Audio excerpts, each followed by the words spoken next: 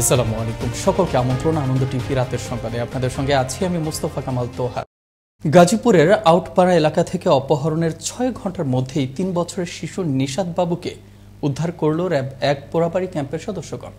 এ সময় অপহরণের মূল হোতা মোস্তাফিজুর রহমানকে আটক করা হয়।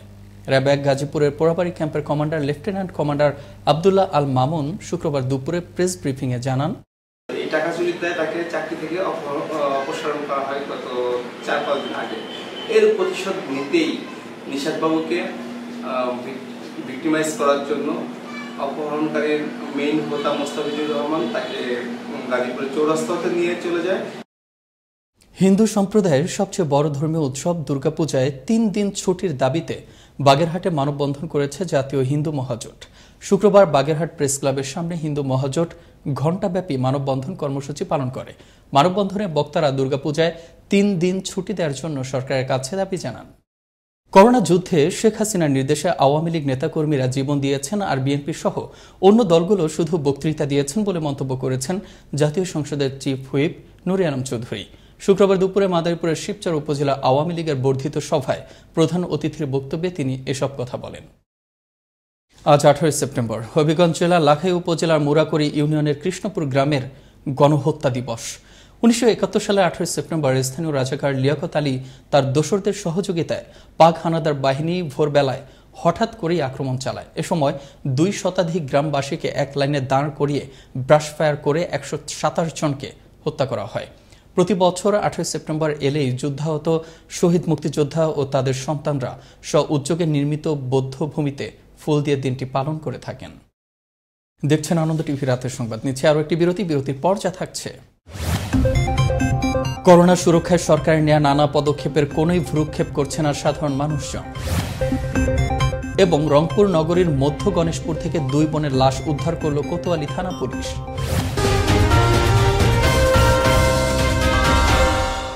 দেখছেন আনন্দ টিভি রাতের সংবাদ, সঙ্গে আছে মুস্তফা কামাল তোহা।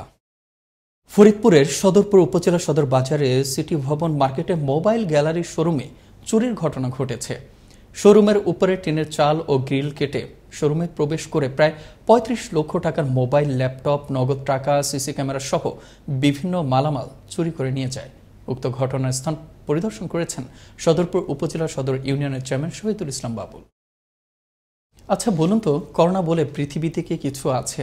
থাকলেও তার প্রভাব কতটুকুই বা বাংলাদেশে? সরকার নেয়া নানান উদ্যোগ, স্বাস্থ্য সুরক্ষা, সামাজিক দূরত্ব নিশ্চিতে নেয়া নানা পদক্ষেপে কি কোনো প্রকার ভ্রুক্ষেপ করছি আমরা? একদমই যে করছি না তার চিত্র ফুটে উঠেছে শহর থেকে শুরু করে প্রত্যন্ত গ্রামাঞ্চলের সাধারণ মানুষজনের মধ্যেও। রংপুর থেকে মাহফুজ আলম প্রিন্সের প্রতিবেদনে আরও জানাচ্ছেন ফয়সাল মাহমুদ।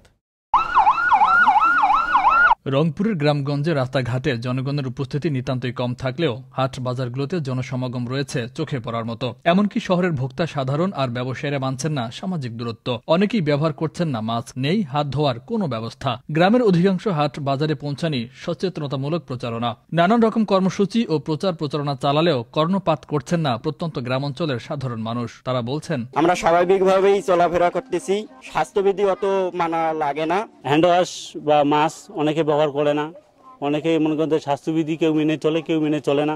করোনা ভাইরাসের হাত থেকে গ্রামের মানুষদের বাঁচাতে হলে তাদেরকে সচেতন করা জরুরি বলছেন বিশ্লেষকরা। যে হাট বাজারে মানুষ কোনোভাবে সামাজিক দূরত্ব মানছেন না, মাস্ক পরছেন না, তারা যে সারাটাক্ষণ ঝুঁকির মধ্যে আছেন। যদি আবারও একটা প্রচার অভিযান প্রত্যেকটা উপজেলায় করা যায় তাহলে হয়তোবা গ্রামের মানুষকে সচেতনতা করা যাবে। জনগণকে সচেতন করাতে হবে, জনগণকে নিজেও সচেতন হতে হবে।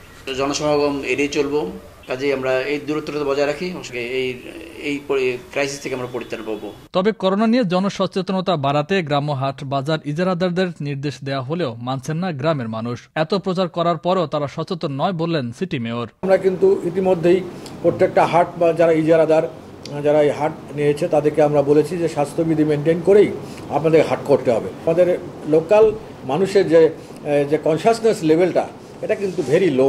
এই সম্পর্কে তারা এত প্রচার করার পরেও কিন্তু তারা সচেতন নয়। সাধারণ মানুষদের মাঝে করোনা নিয়ে ভ্রান্ত ধারণা দূর করতে জেলা প্রশাসনের অভিযান অব্যাহত রয়েছে। চলছে স্বাস্থ্যবিধি মানার প্রচারণা, জানালেন জেলা প্রশাসক।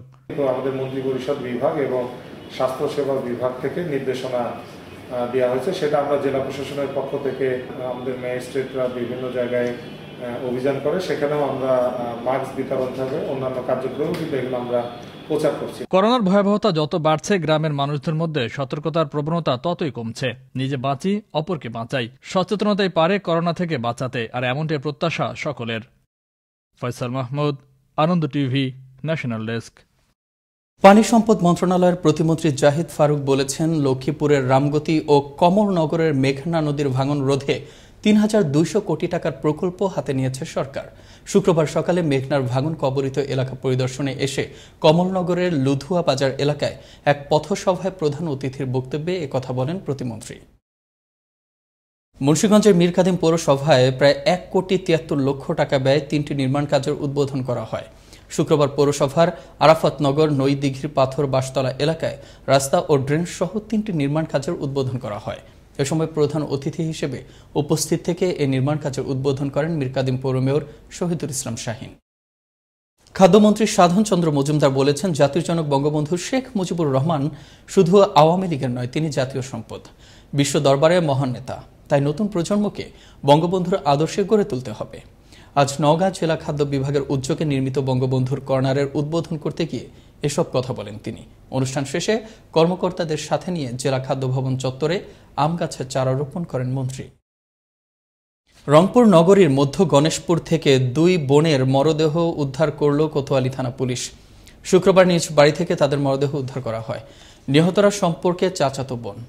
কোতোয়ালি থানার ওসি আব্দুর রশিদ বলেন, এটি হত্যা না আত্মহত্যা তা ঠিক এই মুহূর্তে বলা সম্ভব নয়। পাশাপাশি এর নেপথ্যে কি কারণ রয়েছে তা উদ্ঘাটনে পুলিশ অনুসন্ধান শুরু করেছে। এই ছিল আনন্দ টিভি রাতের সংবাদে। করোনা থেকে আপনি এবং আপনার পরিবারকে সুরক্ষিত রাখতে সরকারি নির্দেশনা মেনে চলুন। জরুরি প্রয়োজন ছাড়া বাসা থেকে বের হবেন না। আনন্দ টিভির সর্বশেষ সংবাদ এবং বিনোদন সবার আগে দেখতে যুক্ত হন আমাদের ফেসবুক পেজ www.facebook.com/anandotv এই ঠিকানা। ধন্যবাদ সবাইকে, শুভরাত্রি।